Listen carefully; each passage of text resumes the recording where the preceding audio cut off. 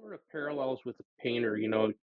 First you want to be able to make something recognizable, Hmm. and then you get into the detail thing, and that's like catching a lot of fish, right?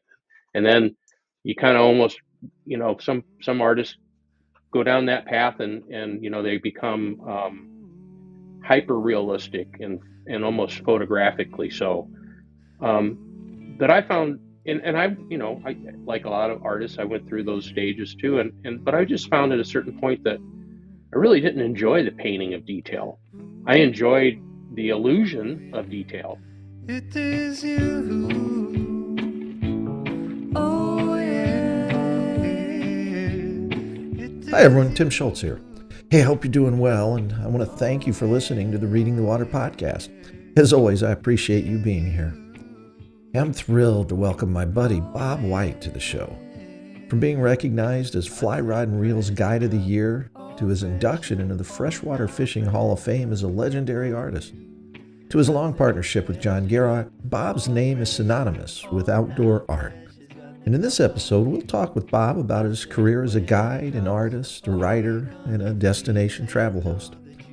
Bob is universally recognized as one of the nicest people in outdoor sports, and it's a great pleasure for me to help you get to know him better. So let's get Bob on the show. Oh, yeah. It is you. Well, Bob, how are you doing today? Doing fine, doing fine. It's a beautiful day here in Minnesota. Clear, it's blue, it's bright, and a little bit on the cold side, which is nice. Yeah. Well, fall is maybe about to start happening, huh? Yeah, it's just kicking in. Yeah. Yeah, here in Houghton, we're getting my wife Roxanne. She's a little worried that we're getting our Indian summer right now, and we won't get it later. But we'll see what happens, huh? Yeah, it's crazy. The weather's just kind of mixed up all over, it seems. It is. So we're going to talk about a bunch of things, Bob. Your career as a guide, an artist, a writer, a trip host. But um, I got a question. I'm just going to open up with and Sure. get you to talk about this. And when we were talking about you doing sketches in a castaway in Montana for flies for each chapter, one of the chapters, I said I would like to get the Copper John, and you said you'd be happy to do it, but that you're going to draw a Copper Bob. And there's a story behind the Copper Bob. Uh, Tell us about that. Oh, it's not much of a story, really. It seems that John Barr, who designed the Copper John, and I um, sort of coincidentally came up with the same fly, and unbeknownst to each other. And some of the shops were confused. Some were buying Copper Bobs from Montana Fly Company, and others were buying Copper Johns from Umpqua. And it was it was an interesting situation because I ended up at a kind of a pro-am fishing event down in Arkansas for St. Jude's Children's Hospital, and they roomed me with John Barr, and I knew who John Barr was, but John didn't know who I was. So Uh-huh. we were sitting around the kitchen table that night comparing flies and looking through boxes, and he opened up my nymph box and he looked at me and said, "Oh, you're Bob White," and yeah, yeah. I was kind of waiting for you to figure that out. So, but we cleared the air. I think it was just one of those kind of convergent situations where we just both had the same idea about it. What? Tell me about the idea. What problem were you solving when you came up with that one? Well, I was guiding in Alaska at the time, and one of my favorite rivers is actually a pretty technical river. People don't think of technical fishing in Alaska, but the food source is midge pupa and small mayfly nymphs, and the fishing sometimes gets so crazy that anything with peacock herald or even pheasant tails just get chewed up so fast. A guy can go through a couple dozen flies in a day, and the Hmm. last thing you want to do after spending the day up to your waist in water walking a boat down the river is tie another dozen flies. So Some friends and I came up with the idea, why don't we just make a copper body, a wire body, and basically what it is it's just a copper bodied pheasant tail. Mm-hmm. Um, in the old days, you couldn't go to a fly shop and buy copper wire. So we were going out to the shop at the lodge and finding old motors that were broken and taking the armatures apart and, salvaging copper that way. Um, when that fly took off, all of a sudden you could buy, a myriad of colors of copper and variegated copper, and you know, so it's quite different now than it was. Kind Yeah, of like yeah. cutting up ladies' undergarments for girdle bugs. You don't have to do that anymore. Did the fish approve right away? Did you know that this Oh, was going to work? oh boy, it was a real killer, and I think that was the problem for me, was that, as a guide, I wanted to keep this whole thing under wraps. I didn't want the other lodges in the area knowing what we were using, because we were just smoking them.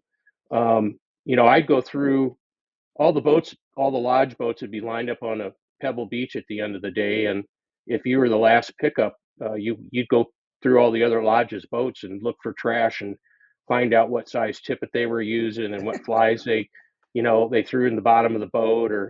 And I was very adamant with my guys, we're not leaving any flies in the boat. We're checking our boats 2 or 3 times before we leave, and we'd ask for late pickups so we could be the last people on the beach. And so it was kind of a cat and mouse thing, but the problem was we kept it secret, and you know, I didn't. It wasn't a publicized deal. I wasn't out there pushing it, trying to make it popular.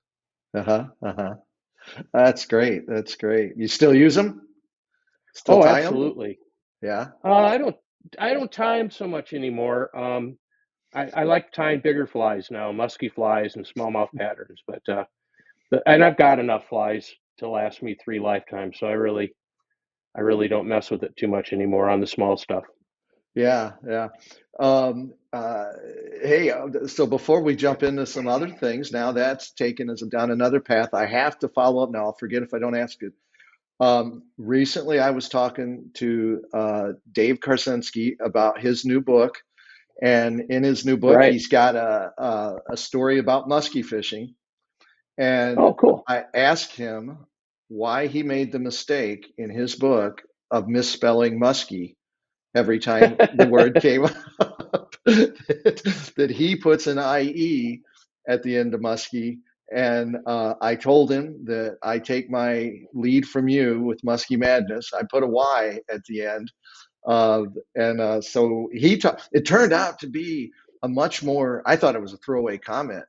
He told me that after he told the editors at Lions Press, he said, I want to go with IE. As soon as he told him that, he felt, no, I should go back to Y. Oh, really? Yeah. Well, what what So what what was Dave's reason for going IE? well, like I said, he was, indecision was his problem. He went with IE, and then he wanted to go back to Y. And I think it sounded like the editors might have said you should go. We recommend you go with Y. And then he went back to IE, and then he said he felt bad about it immediately. And Huh. so as I said, I take my cue from you with the Musky Madness with the Y. Have you ever put any thought to it before we just had this discussion, or you always just No, spell it with a Y? I just always spelled it with a Y, for better or worse. I always thought IE was maybe plural. Uh-huh. I caught six muskie, but I don't know. I haven't gone down that rabbit hole far enough, I guess. Yeah, yeah. Yeah. As we were talking about it, I said to him, not only do these fish have they found a way to haunt us, that we spend hours tying flies. We spend hours chasing them with not a follow. And then when we catch them, they can get off very easily. So not only are they haunting us that way, they figured out that they must be loving it, that we're all debating whether we're spelling their name right or Yeah, I can see that. it's a special fish in that regard. Um, let's jump to a little bit of your path. I'm going to ask a very broad question. I don't Sure. know exactly how you and I first came to know each other, but I was over the internet and we were exchanging notes, and that's when we learned that we were born in the same hospital in Belleville, Illinois. And you grew up in Belleville, I believe, and Right. I grew up in the little metropolis of Dupo, Illinois, a little south of there. But how does a kid from Belleville, Illinois, wind up in Marine on St. Croix in Minnesota? How'd that happen? Oh, that's kind well, like a lot of kids in their 19, 20, 21 year period, I was interested in a young lady who happened to live up this way. So um, she was going to the U of M, and I followed her up here. And I'd been to Minnesota my senior year. Our art teacher took a bunch of his students up to the Boundary Waters. So um, I fell in love with Minnesota right away. You know what Southern Illinois is like. It's a great place to grow up and leave and find other things. I don't mean to be critical, but I just like the idea of conifers and clear running rivers and streams and rocks um, and Minnesota, Wisconsin just seemed like paradise to me. So I moved up here, and the gal and I promptly split up, and but I stayed. I just love it. Yeah, yeah. Did you fish in Southern Illinois and hunt? Oh yeah, Yeah, yeah. My father was a bird hunter and a fisherman, and not so much a fisherman. I got started fly fishing. I was cleaning the garage with him one day, doing Saturday chores like we all did when we were kids, and um, this tube rolled across the rafters in the above the garage and fell down. And I asked what it was, and he got this kind of faraway look on his face and took out his old fly rod, and it's actually hanging over my head right now.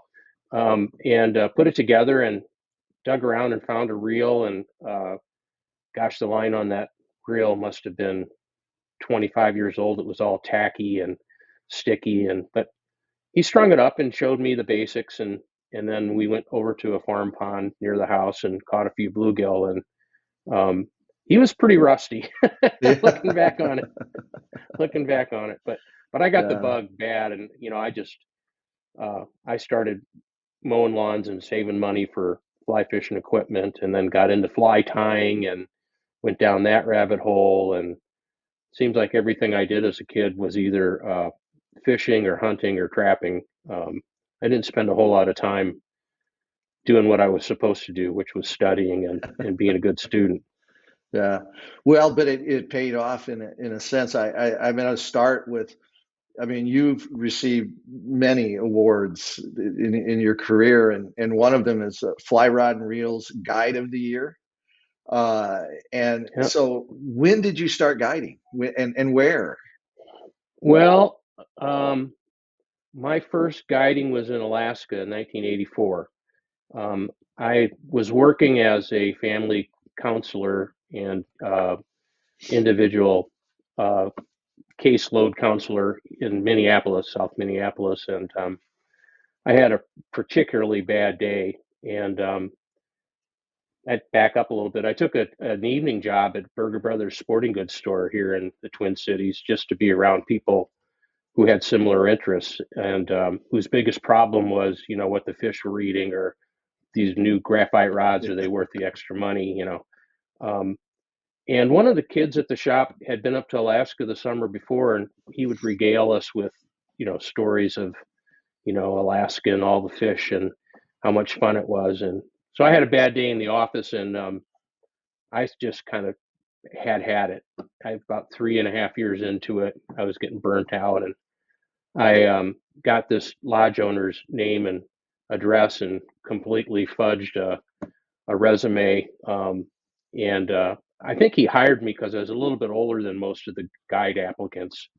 I think I was 27 at the time, and most of the kids going up there were in their late teens, early 20s, and maybe he thought I'd, I thought maybe he thought I'd be a little more mature than that than some of the others. But So I got up there. I'd never run an outboard. I'd never rowed a boat.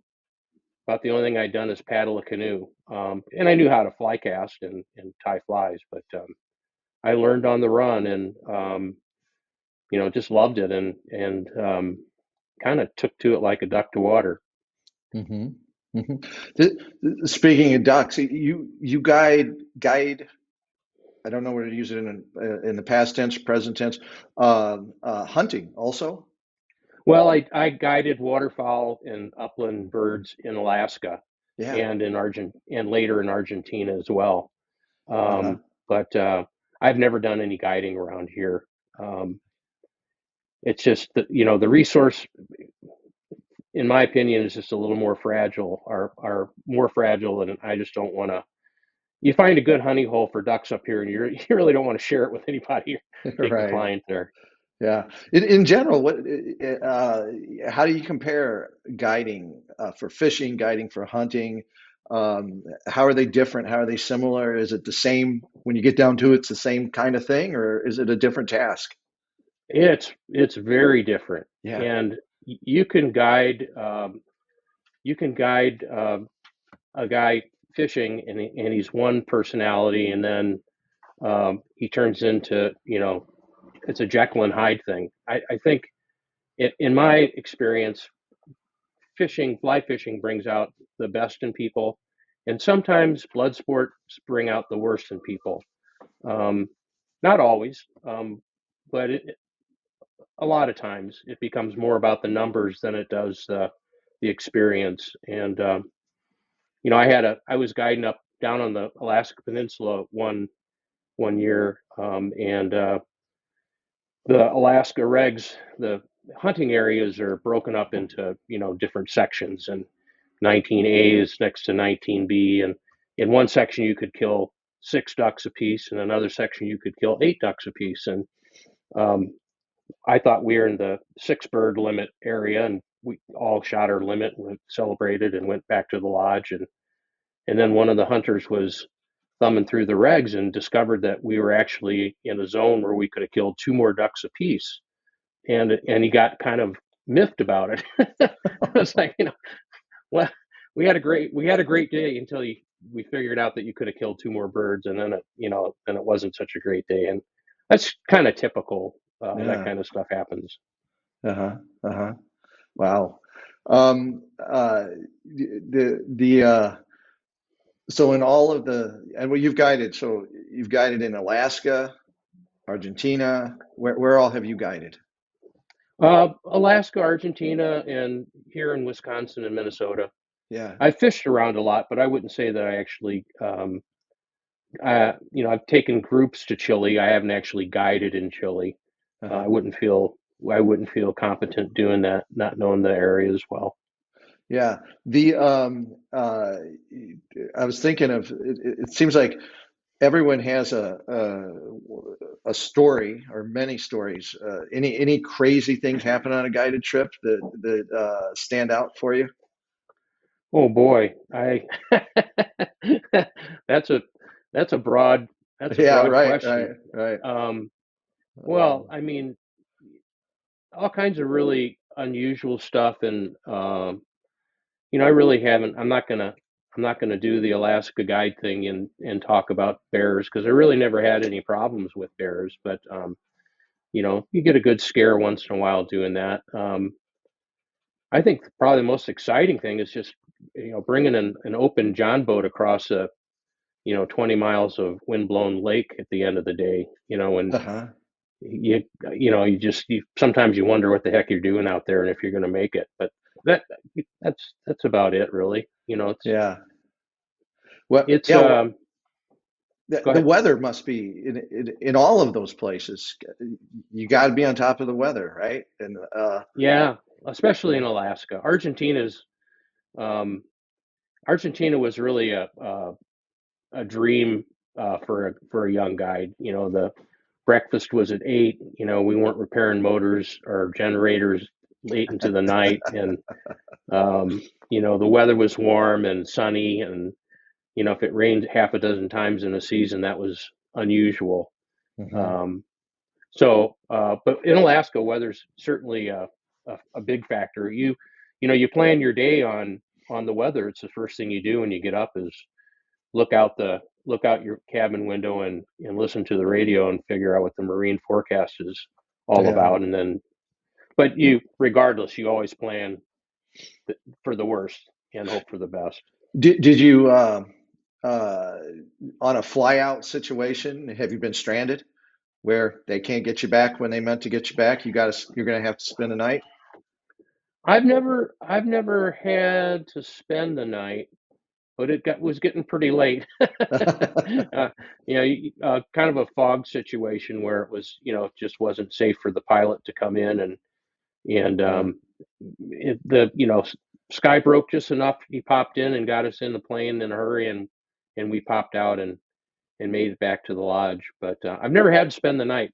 Yeah. Um, there are a couple times I thought I was going to have to do that, and I always tried to be prepared, and have what I'd need to make my fishermen comfortable for the night. But it would have Yeah. been a long, cold night. Yeah. Yeah. Do you fly? Are you a pilot? No, no, No. No. I don't know how many thousands of hours I have in float planes, but not behind the yoke.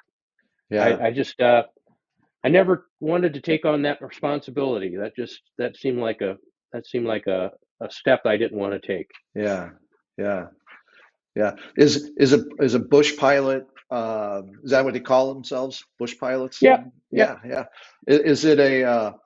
Um, I suppose everyone has some stereotype of what they think a bush pilot is. Are they quite different in reality? You Are know it that's really interesting because it's kind of the same with PMs, professional or PHs over in Africa. Everybody thinks that the professional hunter is this handsome Gregory Peck guy that's 6'6" and built like a weightlifter, and if you look through the history books, the those professional hunters, some of them were 5'4" and uh-huh. 300 pounds, and so they're all over the place. And bush pilots are like that too. They're just every shape and size and disposition. They all put their pants on one leg at a time, like everybody else. Yeah. Yeah. I wouldn't say there's a, a typical bush pilot. Um, Yeah. uh, but one of the big things with the Alaska flyout lodges is just the scarcity of. It's getting harder and harder to find pilots who are insurable because the requirements have gone up and the average age of the pilots has gone up too.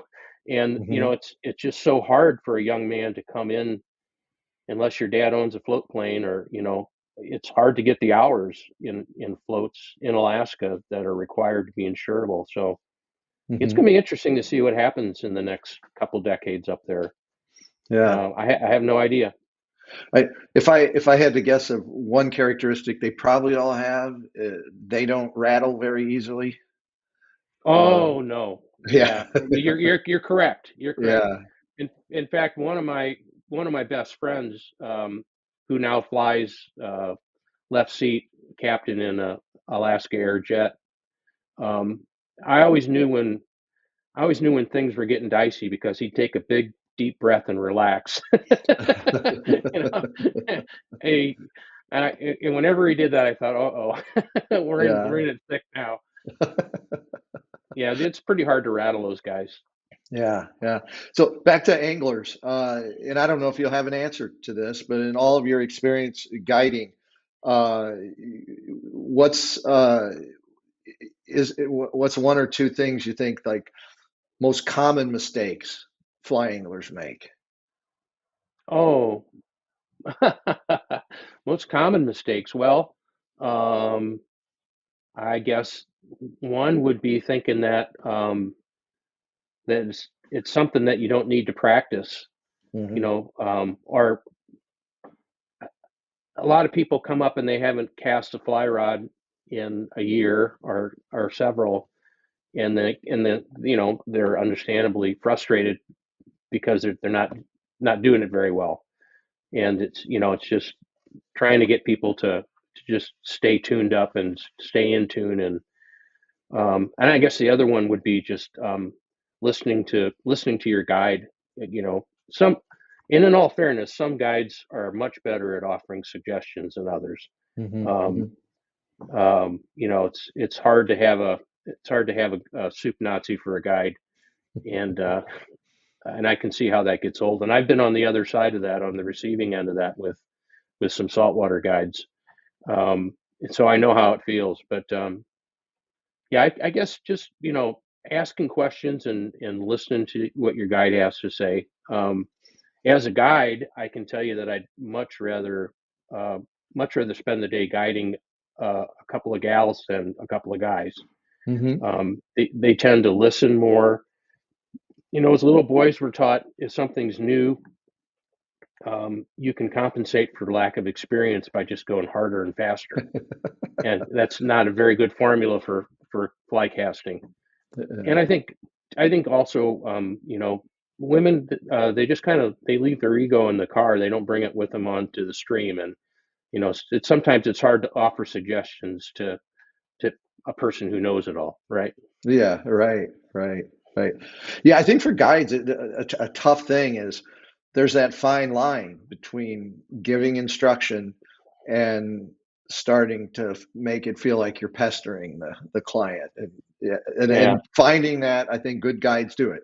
They figure out where that is and back off at the right time. And that practice, if I had like my wisdom, there's like one thing that applies in so many circumstances.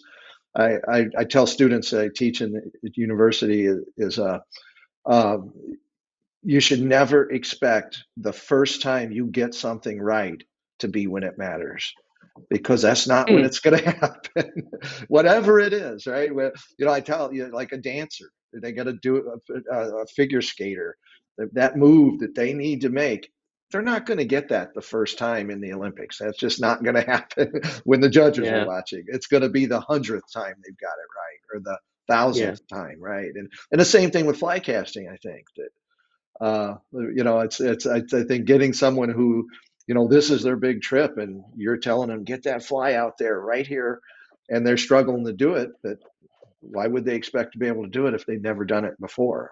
It's yeah. it's a I, challenge. I I think the most important thing a fishing guide does is ascertains what the fishermen want to accomplish. Some people want you to tie their flies on and want you to take their fish Mhm. off and tie all the knots, and then other people kind of say shoo you away and say, no, I want to try this knot. How do I do it? But I want to tie it. You show me. Mhm. And you know, and maybe they lose a fish and there's a pigtail at the end of the tippet, but Mhm. they don't care. They're Yeah. learning something. Some people, I've guided a lot of couples over the years, and a lot of couples, either the guy or the gal say, I want you to take care of Bill today. Give him a good day. I'm fine. And then conversely, somebody will say, take care of my wife, Susie, and make sure she has a good time so we can do this more. Yeah. You know, so you just try and read what people's agendas are, and just try and plug yourself in and be as helpful within that agenda as you can be. Yeah. Yeah. I've heard it said that divorce attorneys really like it when husbands and wives, when spouses go fishing together. Well, it's kind of like teaching your kid to drive. I mean, there's a reason there's driver's education, and that, right? Right, um, right. yeah, I Yeah. think probably the most valuable asset I had as a guide was my experience as a family counselor, Yeah, and sure.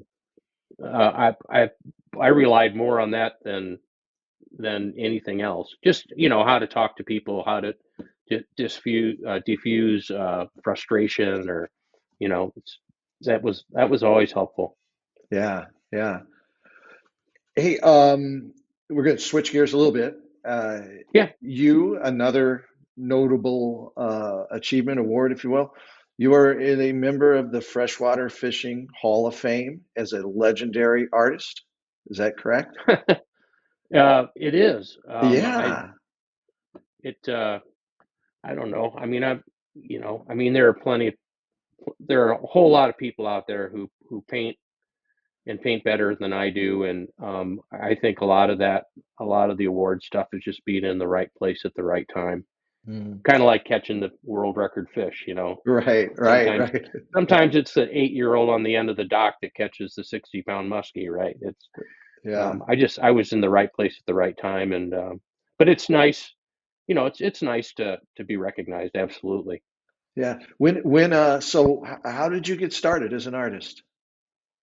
Oh boy, um, you know, when I was a little kid, the outdoor magazines were just starting with photography, and what little photography they had was kind of that grainy newspaper black and white stuff, Hmm. you know. And so everything was illustrated with art, and you know, the magazine covers, and you know, all the old Field and Stream and Outdoor Life, and you know, and artwork in the articles. And I kept my nose in those magazines more than I should have, uh, and the stories are great, but it was the artwork that really captivated me. Hmm. And I just kind of grew up wanting to be that guy that you know, that draws for the and paints for the magazines and the you know, book editors, and one thing led to another, and I just, you know, that I woke up and there I was. There was no path. Believe me, there was no plan that I followed. Hmm. How about training? Are you self-taught? Um, y- uh, I studied art in high school, and I had a Uh-huh. really good instructor. And started out studying art in college, studio art. Um, and I found out, you know, I woke up one morning and realized that I like to eat on a regular basis, and there probably wasn't, those two things were not compatible, being a studio artist and making a living. And so I tried all kinds of different, you know, I tried art therapy, art education, art history, and I ended up just kind of walking away from the art thing, and ended up going into psychology, and then turned full circle uh, when I left that field and started guiding, and then I had time to paint again. Uh-huh. I don't know if that answers your question. Yeah, yeah, sure. Well, anyone that watches is on YouTube can see this, but I'll describe. There is a painting over your left shoulder of, is that a brook trout? It's not behind you there? It's a it's a close up of a brook trout being Yeah, held, yeah, kind it of a just zoomed in version. gorgeous, gorgeous. What's your favorite subject? Is it Oh boy, scenes, fish, bird? What do you, if you, do you have a favorite? I would say that things I like to paint most are color and reflected light, and so that can be, you know, that occurs when there's water. It occurs when there's a fish is, you know, reflecting light, and there's color. Most of the paintings I do have some sort of water in them, whether Hmm. it's waterfowl hunting or uh, fishing, or uh, I think that you know, the landscapes and are what captivate me most. I love to paint the landscapes, and I think the older I get, the less important the figures become in the landscape, and the more that the feel of the landscape dominates, you know, the painting. Hmm. And it doesn't matter to me if it's I do a lot of still lifes too, and enjoy painting still lifes. But again, it's the color and the light reflected off of objects and in shadows that I really find interesting, Yeah. compelling. You know, in writing, it's almost cliche, but I mean, it's the truth. They say, you know, show, don't tell. You know, Hmm. don't tell me someone's a dancer. Show me them dancing. Don't tell me someone's funny. Have them tell a joke. Um, I think I don't know how to formulate it. To me, there's something in artwork and paintings that's similar. It's there's a story behind. Like I'm looking at that brook trout, and I'm seeing way more than just the brook trout. You're showing me more of a story with it. Is that even something that artists think about in the same way that putting the story into the picture, not but not necessarily explicitly? It's there for the viewer to find. Yeah, I think it's pretty rare for artists to discuss their work with other artists. So, Uh-huh. it's not like, we sit around and talk about that sort of thing. So I can only speak for myself. Yeah, yeah. But for myself, I've I've spent a lot of years um, trying to free myself from the tyranny of detail. Hmm. I think that a lot of people, it's, we talked earlier in the week about the 5 steps of a fisherman, right? You want Yeah, to yeah, catch yeah. any fish, and then a lot of fish, and then a big fish. Well, it's sort of parallels with the painter. First you want to be able to make something recognizable, and Hmm. then you get into the detail thing, and that's like catching a lot of fish, right? And then you kind of almost, some artists go down that path, and they become hyper realistic and almost photographically so. Um, but I found, and I like a lot of artists, I went through those stages too, and but I just found at a certain point that I really didn't enjoy the painting of detail. I enjoyed the illusion of detail, Hmm. but all of that detail it was almost uh, a tyranny, that I was imposing upon myself. And so I've spent a lot of time trying to figure out how to give the illusion of detail without all of the painstaking, little blendings and details. Hmm. Hmm. Um, I think you get the colors right, you get the values right, and you try to leave brush marks on the painting that are sort of a signature that you were there. A Uh-huh. lot of paintings that are so polished and blended that it's hard to tell if it's a photograph or a painting. I admire that facility, but I'm not sure that it's something that I'm interested in spending my time doing. Hmm. Hmm. If that makes sense or not. But Absolutely. Yeah. The I and now I apologize. You sent me a shot in an email once of one of your paintings, and I remember responding to you. It was a view through trees and shrubs into a river, and I remember telling you that as soon as I looked at it, I could smell it. I was there. I could smell that scene, and I'm one of those. I mean, I just the other day something hit me, and it was my neighbor's house in Dupont, Illinois. That was the smell of their house, and as soon as I got hmm, that, I could see everything.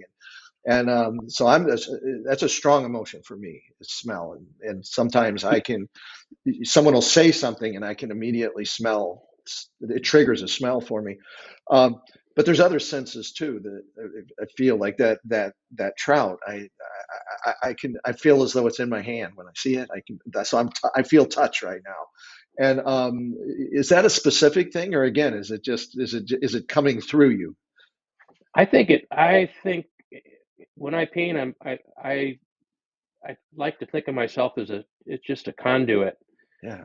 And I kind of almost want to try and stay out of the way of what's happening in some regards. And you're right about smell. I think that's like one of the strongest triggers of memory for Hmm. human beings is the olfactory sense.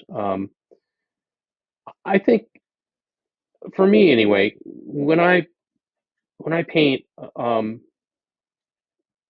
not really trying to do anything but be there, and I think that sort of allows those things that are major parts of what I'm painting. I think it just allows them to come through, and whether that's the temperature or the smell, of ripe autumn woods, or a shadowed glade. the smell of ferns. But I think I've gotten something right when I can elicit those responses in a paint from a viewer in a painting. You know, they feel a temperature, they feel the Mhm. wind blow. I mean, how do you make the wind blow in a painting? You know, Right. Yeah. you know, and I don't know that anybody has a formula to do that. It's not something you learn to do. You paint the effect of the wind on things in the painting, and that conveys that effect. But so when people tell me that, I can smell that or I can feel the cold in this painting, or geez, my hands are cold just looking at that poor guy putting out decoys, then I kind of feel like I got something right. That, Yeah. that's a successful painting for me if it elicits those kinds of responses. Yeah. Just the other day, I was looking through something, a project I'd started writing, and I haven't finished it. And I have this quote in there, and I don't know if it needs to be attributed to, it's probably some famous quote, and I need to double check it. But I love it. It said, "Art is the lie that reveals the truth." Uh, like, Yeah, that's right? good. I think that might be Picasso. I Is think. that, is it? Yeah. I think. I'm not sure, but I think that might be one of his quotes. Yeah. Or something similar to it, something in that same vein. But yeah, and the lie that reveals the truth. That's really good. It That's is, isn't it? insightful. Yeah. Yeah. Yeah. Yeah. Um, So, do you have, do you always have a couple of different projects going on? Or is it uh, one at a time? I like to finish what I'm working on. I kind of need that closure before I can open myself up to another project. I'm not Hmm. very good at managing, multiple projects at one time. At least painting. Um, So I would say I have a lot of ideas, and I have a lot of notes, and I keep a lot of photographs for reference materials, and uh, to trigger a memory or trigger a thought about a painting. But I generally just kind of work on one at a time until it's Hmm. finished, and that's a hard thing to know when a painting is finished. You never, sometimes I'll walk past a painting that's hanging in our living room for 3 or 4 years, and every time I walk past it, I think, that darn birch tree needs to be a little bit higher on the horizon. It needs to penetrate that ridge line or whatever. And after 3 years of walking past it, I'll finally just take it off the wall and bring it up to the studio and fix it. I So, was going to ask if you can do that. It's, oh yeah, absolutely, mhm. absolutely. And so I guess in some sense, they're never done, but at some point they're best left alone too. Yeah. I can't tell you how many times I've told Lisa, I think this one's done. I could keep working on it, and make mistakes, and then fix the mistakes I just made, and fuss on it. But I don't know that I'm going to do anything of value. There's Uh-huh. just nothing more value I can do with this painting. It's time to cut it loose. Yeah. I'm going to take a short break from the conversation to let you know that Bob and I recorded this podcast on October 1st, 2024, just a few days before John Gierach passed away. So as Bob and I talk about his dear friend, keep in mind that neither of us knew the huge loss our community was about to experience. When did you, how far back do you go? When did you start illustrating for John Gierach's work? Oh boy. So gosh, I don't. It's been almost. I think it's been 35 years, or 35. I don't. I guess I don't remember exactly. But I illustrated a story for John in Fly Rod and Reel, when he was just a sort of a columnist. Or not a columnist. He was just a contributing writer, occasional contributing writer, and I remember getting the call from the editor at Fly Rod and Reel, and asking me if I'd consider illustrating this story by this guy named John Gierach, who I didn't know from Adam at the time. I'd seen his name, I think, in some of the fly tying magazines. He was a big fly tire designer, pattern designer, whatever. And the the story was called East Big Fish, and it was about this sleepy little Montana town, and how fishing was a big deal there, and I think I did two or three illustrations, for that story. Mm-hmm. And then, unfortunately, Lee Wolf, who wrote the closing column for Fly Rod and Reel, passed away tragically. And Mm-hmm. they were looking for a new closing columnist, and they decided on John. And they asked John, if he had any idea who he might want to have illustrate his column. And John remembered that article that I illustrated and said, well, how about that guy that did the East Big Fish article? And I got tagged for that, and we started working together. And I think we may have worked together for 10 or 15 years before we ever met. It was just all done, over the phone or our letters at first, and then emails later. Mm-hmm. Yeah, it's hard to believe that it's gone so fast. It doesn't seem possible that we've been working together for 35 or more years. Yeah. Once you met, now you've fished with him several times, right? You've Oh had yeah, yeah. You guys get together at he's least once he's a year, been up. don't you?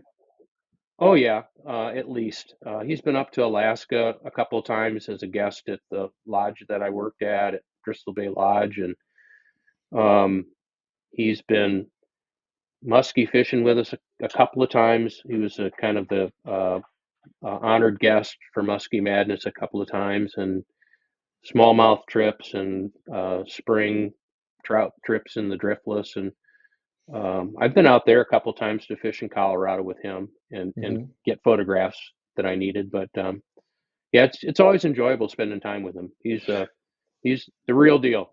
Yeah. When you illustrate an essay, say he's putting out in wherever trout, whatever it is, how much of the essay do you need to see before you begin your work? Oh, I don't think I'd ever attempt to illustrate an essay without having read the entire essay a couple Uh-huh. times. Uh-huh. Um, I think the most important thing for me when I illustrate John's work or anybody else's work is I like to not paint. I like to avoid the obvious. Mm-hmm. It's pretty rare for you to see one of my paintings, with the guy in the middle of the stream with the rod held high and the fish jumping and the moose walking across in the background, and the eagle soaring over the ridge. It's probably more likely that it's going to be a fisherman sitting in the shade under a tree watching the river waiting for the hatch to start, or looking Mm-hmm. through a fly box trying to decide which fly to use, or maybe releasing a fish. I try to avoid that Homeric image, um, and try and find some little snippet in the day that makes sense in the story, that you know people won't understand the illustration until maybe they finish the story, and Mm-hmm. it all kind of comes together. Mm-hmm. I wouldn't want to try and tell the story with the illustration. I mean, that would Yeah. kind of like stepping on the writer's toes, I think. Yeah. Yeah.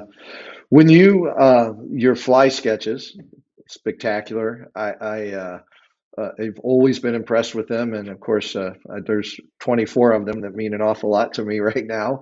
Um, uh, the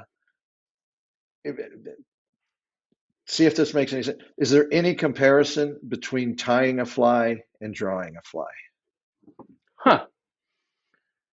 Well, I mean, I loved to tie flies as a kid, right? Yeah. So, I mean, and this was before there were how-to books. It was like I got the little herders, how to tie a fly in 3 easy steps. Yeah. But the one thing I did find was Orvis had this great um, book of all their flies, and it didn't tell how to tie them, but I could look at them and look at proportions and look at the length of the tail and the thickness of the body and the height of the wing, and I just started imitating what I saw in the Orvis fly books. But I think all that time having spent tying flies helps me render them because I understand the mechanics and I understand the proportions and the Hmm. sculpturalness of them. So it's interesting, and maybe I've never thought about it before, Tim, and maybe that's the reason why I draw a fly in the same sequence as if I were tying it. Hmm. You know, I always draw in the at least part of the tail and then the body up to the wing and then the wing and the hackle's the last thing and Hmm. and the head is generally the last thing I do or the hook. But it never occurred to me that's probably why I draw my flies in that sequence. Hmm. Hmm. Have you ever invented a new fly through a drawing, through a sketch? Oh, I don't know that anyone Yeah, in, right. in, could invent a fly, but I like, one of my favorite flies to draw is kind of a stylized uh, downwing wet fly with, those big sweeping wings that come to a tip, and maybe there were horned wet flies in the old days where there'd be a couple of spikes that came up, um, usually something barred. I like doing those, and I've never actually seen a fly like that or fished a fly like that. It probably cast like a maple leaf, um, it's a stylized version that I create. Yeah. Yeah, yeah. Have you ever drawn a fly that's wrapped around a tree limb uh, as a tribute O- for? o- only when requested. Oh, we'll have to apologize for a little inside joke here, uh, but I guess I was the inspiration for that one, huh? That our friend Ron asked you to Well, draw. Uh, I, our friend Ron purchased one of your books and wanted a fly drawn on the frontispiece, and he specifically asked to have a musky fly tangled up in a tree limb so that whenever he saw it, it reminded him of fishing with you. I'm gonna take that as a compliment too. That was a Uh, fun one to draw. I bet it was. I bet it was. Um, uh, let's see. So, fishing guide, artist, writer, and we have to talk about this beautiful book, the Sporting Art of Bob White. And what a wonderful way to learn a little of the stories behind so much of your work. How was it putting that book together? Wow, that was a lot of work. I think the editor asked for 35,000 words, and I ended up with 50,000. Yeah. Um, that's one of the things I really feel good about my book is that I think the stories are as good as the artwork. Yeah, I, Hmm. I grew up, and there were two artists that I grew up with, Clancy Holling, and Eric Sloan, and they were both artist authors. And I grew up reading their books and collecting them, and I just thought that writers illustrated their own books, and that artists wrote their own stories, and that just seemed like that was the way it was supposed to be. And but I really feel good about the book because every image in that book, there's a story behind it, and and just as every image in that book tells a story, there's a story behind it, and I really enjoyed conveying those anecdotes, some short, some long, some short stories, but I really enjoyed that part of the book. Yeah, Hmm. writing is very painful for me. Hmm. I can't. It's something I can't stop doing it and then just pick it up. I Hmm. have to like suffer for 3 or 4 days before it starts to flow again. Um, I'd like to do more of it in the future, but I haven't done any serious writing in a while. Well, you do it very well in it. I think it's it, it it, it there's much of the same. It's your instincts about what the story is, much like when you put a painting together, like what is the story in the painting, Hmm. and then respect for the craft. That's clear. And that's the pain that you're talking about. If you respect the craft, it's hard work. I can't think of a harder way to make a living than being a writer. I really can't. And for Yeah, me, I it's once I've paid the dues and I'm back and it's flowing, it's really enjoyable and I really enjoy it. But getting there is a painful journey for me. yeah. No, it's tough. Um, but thank you for doing it. And Yeah. the last piece I want to talk about, we kept you here for quite a while now. Travel. So, how long have you been doing hosting trips? Wow. Golly, probably since since 2000, so 24, 25 years. Yeah. And that was it kind of seems like everybody hosts trips these days. I mean, even NPR hosts a trip to Tuscany, and you know, and it's great. I really, it's really a fun to go on a hosted trip and fun to host a trip. Um, it all happened organically for Lisa and I because over the years I've guided so many people, and we've become friends, and they would inevitably come to me and say, hey, I understand that fishing in Argentina is really good, and I know that you've guided down there. Where would you go? Where would you stay?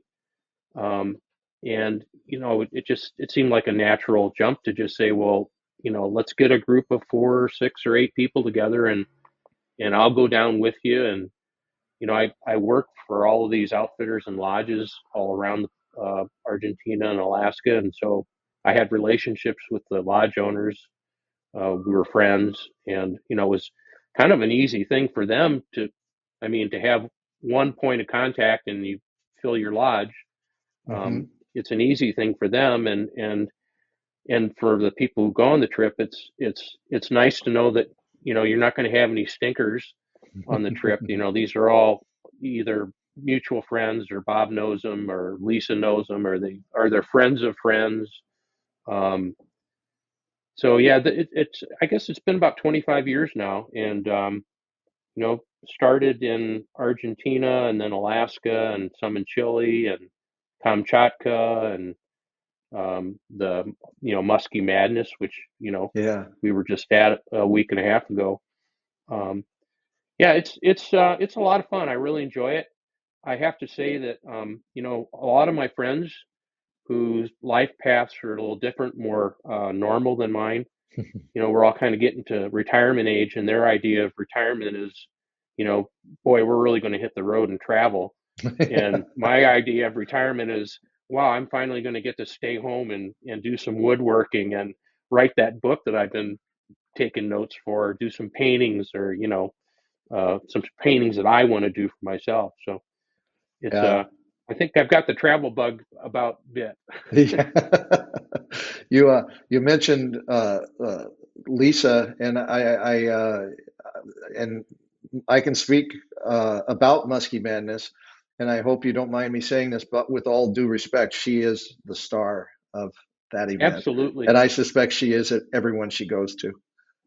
absolutely, yeah. Yeah. No, I'm you know I'm sure Lisa's tired of hearing me say this, but it's true, and I like to let people know it's true that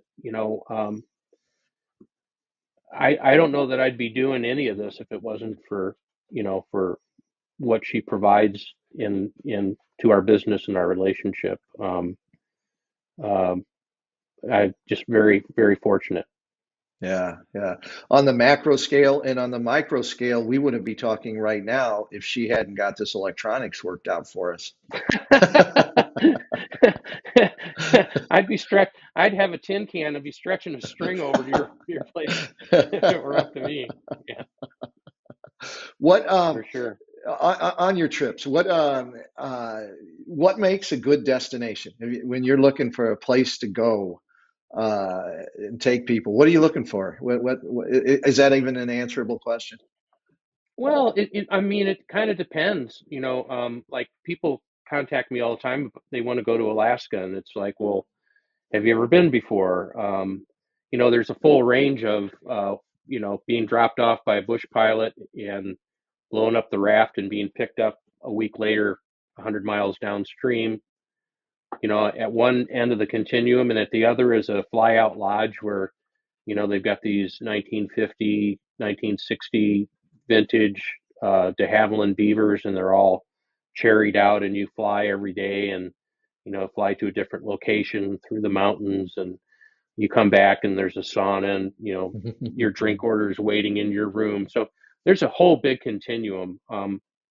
What I look for is, we just try and match the people's needs and wants to the experience. Hmm. Um, and I think, having been in the business since the mid '80s, I think we're pretty good at doing that. So safety and comfort. Um, you can catch a lot of fish, but if you're frightened getting there or getting back, it's not a successful trip. So, Hmm. Hmm. What do you have a favorite species of fish? oh boy, um, they're all special. They all give me something. They all fulfill a different part of who I am. Hmm. Um, Man, that's tough. I mean, I get itchy thinking about going out and catching big bull bluegill. I haven't done that since I was a little kid. Yeah. Um, and I just got back from northern Argentina, my first time fishing for golden dorado, and that was a really cool fish. Muskie are mysterious, and smallmouth are bar fighters, and Hmm. trout are elegant, and I don't know that I could pick one. I Hmm. really don't. Yeah. You on that kind of the traditional saltwater fishing. Have you done much of that? Has that ever attracted you? Well, it's enjoyable. I love doing it. I've was lucky enough to host a trip to Cuba. Got in there, back when things had really become refined, but before our, our country's policies shifted and made that more difficult. Um, but I just like I paint what I know. You know, I've fished for redfish, and I've caught bonefish and tarpon, and I haven't touched a permit yet, but Hmm. I'm hopefully that'll happen one day. But it's not in my backyard. It's not accessible to me. It's um, not what I do, who I am. So it's a less a part of my life than warm water and trout. Hmm. Hmm. So some young lady, some young man comes to you and says, "I want to be a fishing guide. I want to be an artist. I want to be a writer. I want to host trips." They want to. I don't know how you've been able to do all of those things and continue to do them, but they want to take a path in all or some of those. What's your advice to Boy, that's a good one, Tim. I didn't see that one coming. Um, yeah, well, you better have a big pockets that are full of passion, um, that are going to get you through uh, cold, wet days and sleepless nights, and 16-hour days for 4 months in a row, and then yeah, I think it helps to be a little kind of a little crazy. I them? mean, I don't.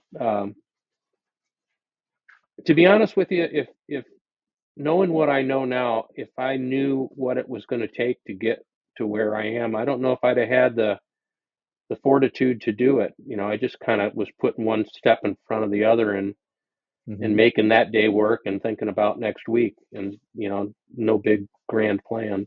Mm-hmm. I just say, if you love it, do it, and don't be afraid to take opportunities. Work hard, be honest. The most important thing you have is your reputation. Mm-hmm. You might make a killing and line your pockets with $100 bills, but if no one wants to work with you down the road, it's not worth it at all. Mm-hmm. There's something nice about being held and held, people respecting you and feeling good about you and enjoying your company, and Mm-hmm. knowing that people are going to say good things about you when your back's turned. I think that's you just try and keep your nose clean and Mm-hmm. work hard and be friendly, and it'll take Yeah. you where it's supposed to take you. A lot has changed, though, I suspect. For instance, your start illustrating for magazines, and as you pointed out, now mostly photographs. It Right. would be a tough path for someone, or is it? You know, yes and no. Mm-hmm. Um, I think the most important thing, if people want to, artists want to illustrate, is just, again, it's developing a trusting relationship with an editor. Mm-hmm. If an editor knows that he can come or she can come to you and with a job, and yeah, it should have probably been given to you 2 weeks earlier, but they need it next week, and you can get it done on time or early, and it's good work. You're going to get the call next time, because it's just too hard for them to find good people. Mm-hmm. If you're good at what you do and you're easy to work with, you're not going to have a problem finding work. The big problem is not finding the work. The big problem is paying your bills with what you get paid to illustrate. It's just, um, I do it because I love it. I love books. I like, the people I work for and work with, and it enriches my life. And I've got Lisa to help me, in the studio. But it would be tough. And in the old days, NC Wyeth would make $8,000 illustrating a book, but in his day and age, that was the equivalent of $65,000. So you could do one book a year back in that era, Mm-hmm. and make a living. You know, um, so a lot of people who are artists, they've got a side gig. You know, I've got the fishing and the hosted trips, and Mm-hmm. and that helps the art, and then it's all interwoven. So Yeah. Well, thank you so much, Bob, for taking the time to talk to us here. I'm sure a lot of listeners are going to be very excited to hear more of your story. Thank you for all of the art that you've given to us and the art you're going to give to us. You're going to keep doing this for us. The writing, the trips, all the people you've taught to fish. Thank you for all of those things. And no, it's truly been my pleasure. yeah, yeah. And I will let you go now, but we did get to see each other, and we might be seeing each other pretty soon again. Yep, So I look forward to seeing you, not through these screens, but side by side with fly rods in our hands, maybe. sounds good. All right, Bob. Thank you so much. Th- Oh, you Thank you, gotta Tim. feel it, Take care. know that You you bet.